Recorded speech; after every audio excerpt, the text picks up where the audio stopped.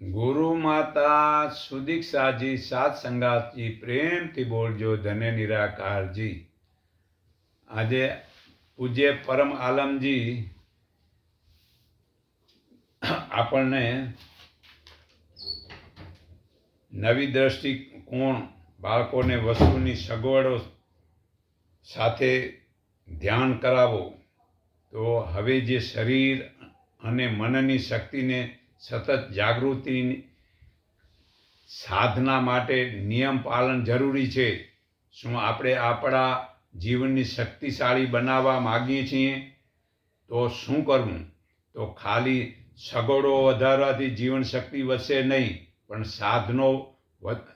સાધના વધારો, સાધના એટલે ધ્યાન વધારો। તો તેની શરૂઆત ક્યાંથી કરશું? આ પૃથ્વી ઉપર જન્મ લીધો પછી દરેક બાળકોને બચપણથી ખાલી પૈસા, ગાડી, બંગલા કે મોબાઈલ વગેરે સાધનો ભેગા કરવાની ભલામણ આપો છો। તે બાળકો મોટા થઈને તેની આદતથી સારા સાધનો ભેગા કરે છે। તેથી આપણે થોડુંક તો વિચારો કરો, તે સાધન ભેગા કરવાથી શું ધ્યાન સાધના થશે? તો ધ્યાન સાધના કરવા માટે કે પછી ફરી સુવિધા વધારવા માટે લાગે છે, અને એ સુવિધા વધારે સગવડો વધશે તો કાંઈક સમજવું જરૂરી છે। એ સગવડ વધે તેની વાંહે પાછો ભય વધે છે, અને ભયથી પછી ચિંતા થાય, ને ચિંતાથી પછી રોગ થાય છે, ને રોગ થાય તો કમજોરી થાય છે, ને કમજોરીથી પછી ગુલામી વધે છે, અને ટેન્શન વધે છે, ને પછી ટેન્શનથી બધા રોગ થાય છે।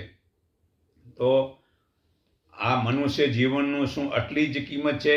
તો આપણે મનુષ્યનું કર્મ બરાબર સમજ્યા જ નથી। આ 80 થી 100 વર્ષની ઉંમર મળેલી છે, તેનો આપણે છેલ્લે શું ઉપયોગ કરીએ છીએ? જે કર્મ આપણે કરીએ છીએ, જે પૂજા, પ્રાર્થના કે આ માળા ફેરવી કે મંત્ર બોલવા કે જાપ જપવા, એ તપ ઉપાસના, એ વર્ત વગેરે કરવા, અને દેશ વિદેશમાં ફરવા, ટૂર અને ફેસબુક વગેરે ઇન્ટરનેટ મનોરંજન કે સમાજ સેવા વગેરે સર્વે કરવાથી શું આપણા જીવનમાં ગુણ કર્મને સ્વભાવ સુધરે છે? એટલે સુધરતા જ નથી।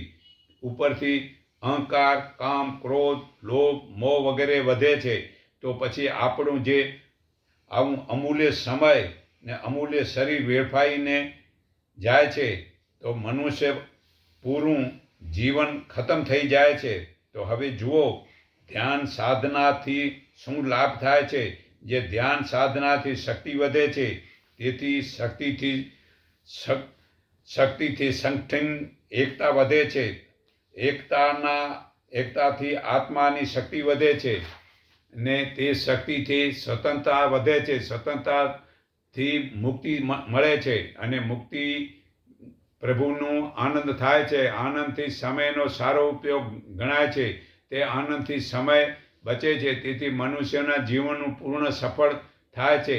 તે સમય બચપણથી જ અહંકાર, કામ, ક્રોધ, લોભ, મોહ ધીરે ધીરે મુક્તિ થઈને ફરી જે 80 કે 100 વર્ષના જે ઉંમર મળી છે, તેને વધુમાં વધુ સમય સવાર સાંજ મૌન રહેવાથી જીવન સફળ થાય છે। તેથી આપણે જે દિવસે સર્વે કર્મોમાં ઉન્નતિ થાય છે, પછી ભલે તે સ્કૂલમાં છોકરા ભણવા જતા હોય, કે બીજા અભ્યાસ કરતો હોય, કે ઘરનું કામ કરતો હોય, કે પછી ધન કમાવાનું હોય, કે ધર્મના માર્ગને રસ્તે હોય, તો તેમનું જીવન વર્તમાન સાચું જીવન જીવે છે, તે સર્વ પ્રકારની ઉન્નતિ કરી શકે છે।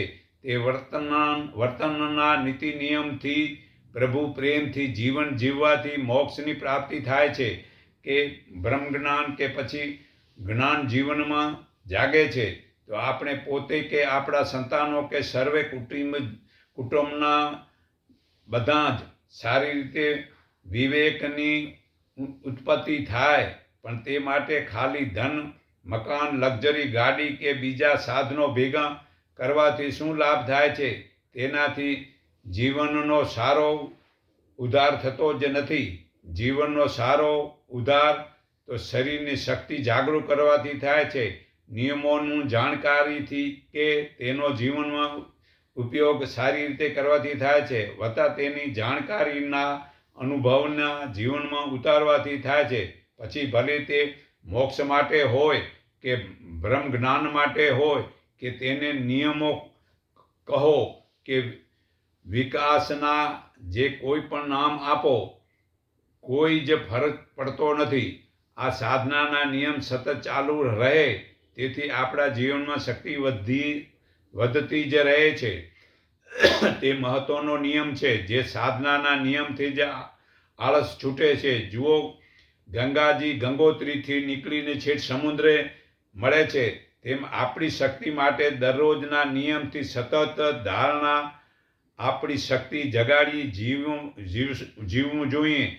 તો તે શક્તિ છેક પ્રભુની પ્રાપ્તિ કરાવી દે છે. તો જે નવી દ્રષ્ટિકોણવાળી શિબિર મુજબ પરમ આલમજીની ભલામણ છે.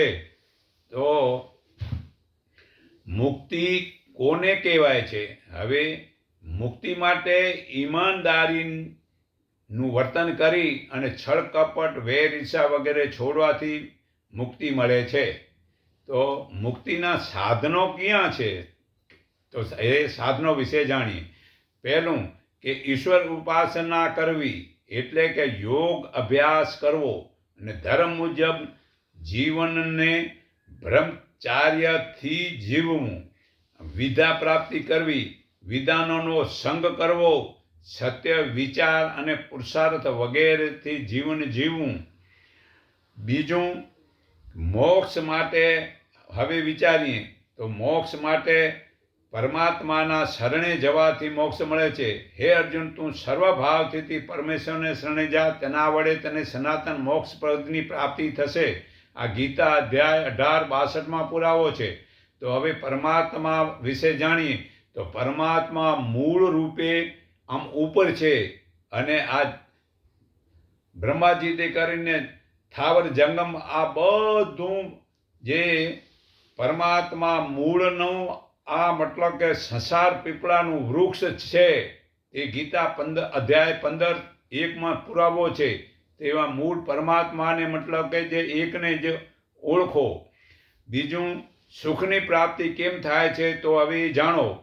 એક આદર્શ જીવન ચર્ચા કરો, ચર્યા કરો એટલે પોતાની ફરજમાં આવતું કર્મ કરો. સવારે 4 વાગે ઉઠીને આમ ફરવા નીકળો, પછી વ્યાયામ કરો, પછી આ સ્નાન કરવામાં અંગ ઘોળીને આમ એક જગ્યાએ પાણી રેડીને આમ 15 વખત આમ અંગને ઘોળો, તેને અંગોળમયું કહેવાય. આમ ડબલા નાખીને મતલબ નીકળી જાય એ તો સ્નાન થયું કહેવાય. પછી યજ્ઞ કરો, પછી ઈશ્વરની ઉપાસના કરો, ઉત્તમ પુસ્તક વાંચો, તેને સ્વાધ્યાય કહેવાય છે. પછી 9મું, સત્યનું પાલન કરવું.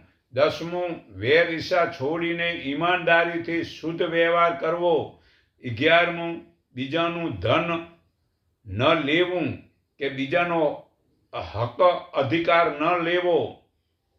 12મું, સમાજ રાષ્ટ્રની ઉન્નતિ માટે એક સંગઠિત થાય તેવું વિચારો અને ધ્યાન કરો, તપ કરો, ત્યાગ કરો, સેવાની ભાવનાની મીટિંગોમાં મતલબ કે આવા નિર્ણય કરો.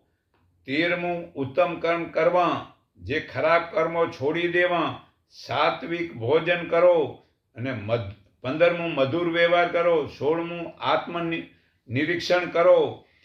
17મું, વિધાનોનો સત્સંગ જરૂરથી ભાઈ સાંભળો અથવા આવા વિડિયા સાંભળો. 18મું, ઉત્તમ ગુણ કર્મ સ્વભાવ જીવનમાં ઉતારવા માટે ધ્યાન તપ ચિંતન પ્રભુનું કરો. 19મું, પરોપકાર કરો અને 20મું, નર્મતા વગેરેથી સુખની પ્રાપ્તિ થાય છે. જો માતા પિતા સંસ્કારી હશે તો જ સર્વે સંતાનોને સંસ્કારી આચરણ જીવનમાં ઉતરશે. તે સંતાનોને સમાજને રાષ્ટ્રને ભેટ આપે તો તે સંતાનો ભક્ત દાતારીને શૂરવીર હશે તો જ સમાજનું કે રાષ્ટ્રનું કલ્યાણ થશે. તો સંસ્કાર વિનાનું જીવન નકામું છે, પાયા વગરનું ચણતર નકામું છે, વાવેતર વગરનું ખેતર નકામું છે, વૃક્ષ વગરની વાડી નકામી છે, દાન વિનાનું ધન નકામું છે, અને મન વિનાનું વાંચન નકામું છે, દયા વિનાનું હૃદય નકામું છે, સંતોષ વિનાનું સુખ નકામું છે, શિસ્ત મર્યાદા વિનાનું ભણતર નકામું છે, મુદ્દા વિનાનું લખણ નકામું છે, ગાય વિનાનું આંગણું નકામું છે, વેદ ગીતા ઉપનિષદ વિનાનું જ્ઞાન નકામું છે. આ જ વેદ ગીતા અને ઉપનિષદમાં જ સાચું જ્ઞાન છે ભાઈ વીરા. હવન વિનાનું ઘર નકામું છે, ગુરુ વિનાનું જ્ઞાન નકામું છે, મા બાપ વિનાના ઘડતર નકામું છે, અને મા બાપ બાળકોને કેળવણી આપે છે, ને મા બાપ જેમ આશીર્વાદ આપે છે તે આશીર્વાદ રોજ સવારે ઉઠીને લ્યો ભાઈ. મા હીરાની ખાણ છે, મા દયાનો ભંડાર છે, મા ક્રોધનો અંગાર છે. મા બાપ જો ક્રોધ ન કરે તો ઘરમાં સંસ્કાર રહે નહીં, એટલે ક્રોધ તો જ્ઞાની પુરુષે કરે. મા 100 શિક્ષકની બરોબર છે. મા આમ આશીર્વાદનો ધોધ વરસાવે છે. દીકરી તુલસીનો ક્યારો છે, દીકરી કાળજાનો કટકો છે, દીકરી સમાજની રાહ દોરી છે. નારી નારાયણી બને છે, નારી 3 કુળ તારે છે, નારી ઘરની શોભા છે, નારી સર્વ પૂર્વ સંસ્કૃતિનું જતન કરનારી છે. પરંતુ આજની દીકરીઓ પૂર્વ સંસ્કૃતિ તો એક બાજુ રહી, પણ સ્વતંત્રતાને બદલે સચદિક બની ગયું છે. જે સાડીઓ પહેરવી જોઈએ એ આપણી સંસ્કૃતિ છે, તે સાડીઓ છોડીને આજની દીકરીઓ વેશભૂષા અને આહાર તમોગુણી બનાવે છે, અને જેનો આહાર બગડે છે તેની બુદ્ધિ બગડે છે. આજની નારી બેફામ બની ગઈ છે, આ વાળ ખુલ્લા રાખે છે, અને વડીલોને મૌન વર્ત લેવું પડ્યું છે. ભાગેડું લગ્ન સમાજ ઉપર કલંક ચડી રહ્યો છે. સમાજના ભાઈઓ જાગો. તે મીટિંગોમાં આવા સંસ્કાર માટેના કડક નિયમ કરો અને પોતે પાલન પહેલાં કરો. જે મીટિંગોમાં જાય રહ્યા પણ વિદેશીનો નકલોમાં જ મતલબ કે પડે રહે તો એ મીટિંગોમાં જવાનો શું અર્થ છે? હવે બેહદ થઈ ગઈ છે. વડીલોની બીપી વધી ગઈ છે, અને ઘરમાં હાર્ટફેલ, ડાયાબિટીસ વગેરે રોગ જોવા મળે છે. રસોડામાં કુકરે સાચા આહારનો બગાડ કર્યો છે. તેવા આહારથી ધર્મની સંસ્કૃતિ બગડે છે તેવું મીટિંગોમાં પ્રચાર કરો, અને સાવ રાક્ષસી વૃત્તિનું પાખંડ, વિદેશી નકલનું લગ્ન, જન્મદિવસ, ક્રિકેટ વગેરે રમવું.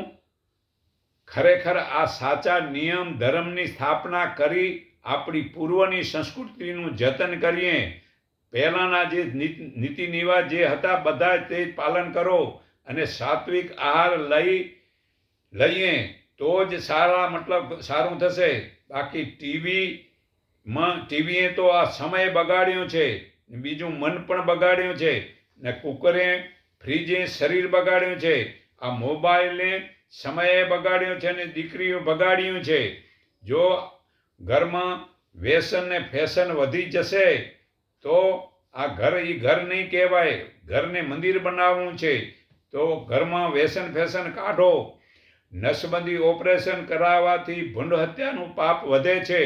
નસબંધી કે ઓપરેશન વાળા નપુંસક હિજડા કહેવાય છે. તેમના પિતૃને પિંડ પાણી પછી ચડતું નથી. મુસલમાન નસબંધી કે ઓપરેશન કરાવતા નથી. મુસલમાન કહે છે કે સંતાન થવા તે ખુદાનું વિધાન છે. તો શું હિન્દુઓને એ વિધાન નથી? ભગવાનની ભલામણ છે. ગીતા અધ્યાય 7 શ્લોક 11માં ધર્મ અનુકૂળ જે કામ તે પણ ભગવાન જ છે. એ ભગવાનની ભલામણ છે. તો ભાઈઓ, ગાયોના હત્યારાની સંખ્યા વધશે તો પાપ વધશે. આ ઘર સંસાર પાના નંબર 103માં પુરાવો છે. તો જુઓ, રામે કે સીતાજીએ નસબંધી કે ઓપરેશન કરાયું નહોતું. તેમણે 14 વર્ષ વનમાં રહી અને સંયમ રાખ્યા હતા. તો સાત્વિક આહારથી સંયમનું પાલન થશે અને સંતાન જો બનશે તો ભક્તદાતાને શૂરવીર બનશે. તો જુઓ, રામને લવકુશ બનાવ્યા હતા.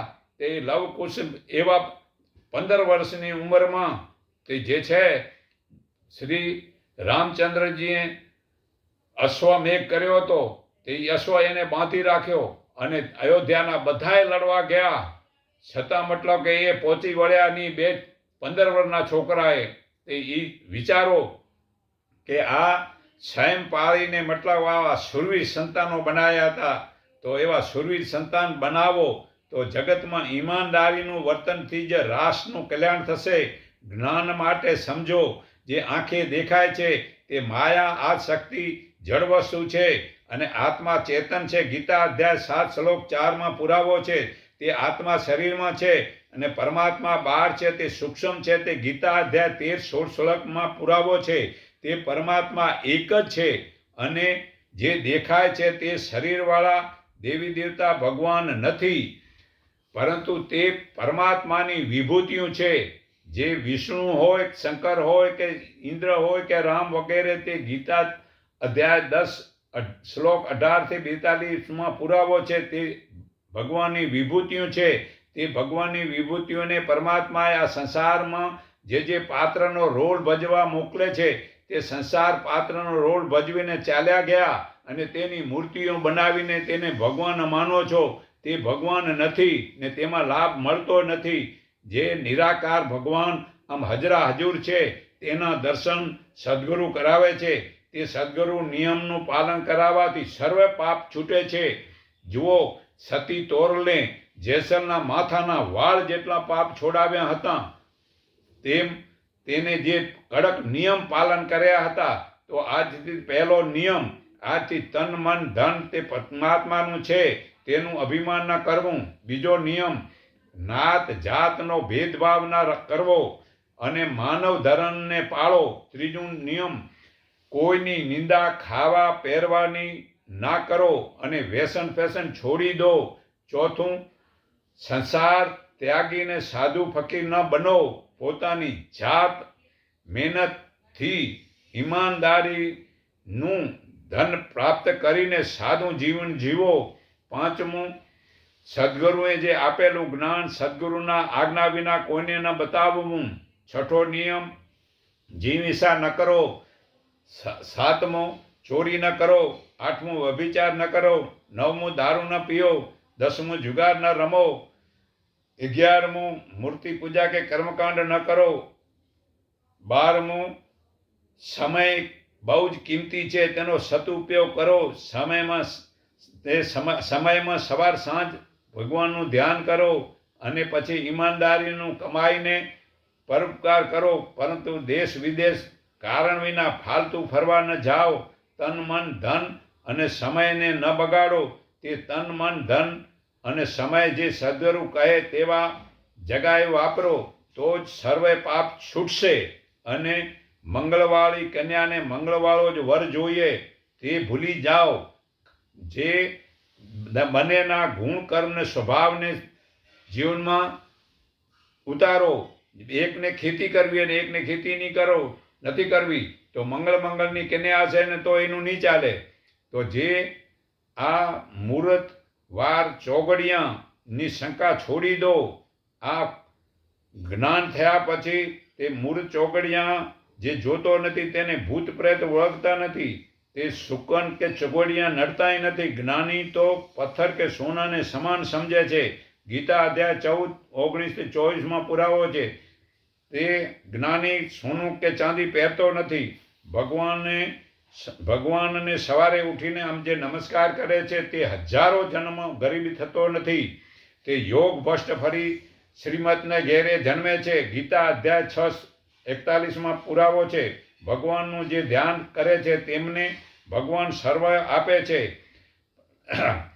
અનન્ય ભાવે જે મારું ચિંતન કરે છે, હે અર્જુન, તું શ્વાસ રાખ્યા વિના જે કાંઈ મારું ચિંતન કરી તો તારી પાસે નથી, જે નથી તે હું બધું આપીશ ને આપેલી વસ્તુનું રક્ષણ હું પણ કરીશ. એવું ગીતા અધ્યાય 9:22 પુરાવો છે. તો ધ્યાન વડે પ્રભુમાં ભરાયેલાનું પ્રભુ તરત જ ઉદ્ધાર કરે છે. આ ગીતા અધ્યાય 12 શ્લોક 6 થી 7 પુરાવો છે. તો ભગવાનને ઓળખીને ભગવાનનો જે પ્રચાર કરે છે તે ભગવાનને બહુ પ્રિય હોય છે.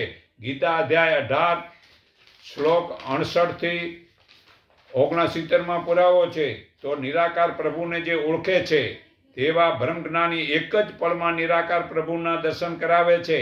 તે જ્ઞાન હાલમાં સદગુરુ સુદીક્ષાજી આપે છે.